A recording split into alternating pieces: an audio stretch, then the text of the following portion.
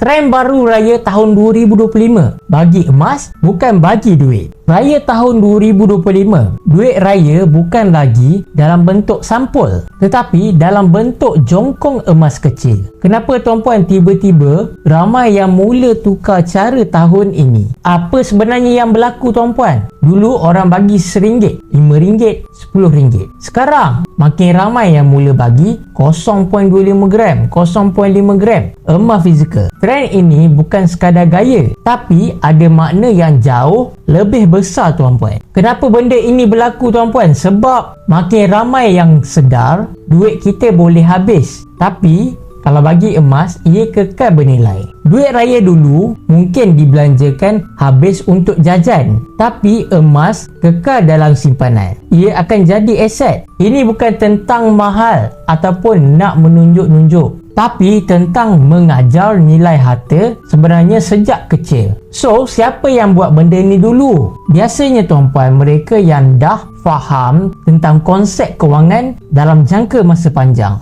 Ibu bapa muda, cikgu, ustazah, usahawan yang nak wariskan ilmu bukannya sekadar habuan.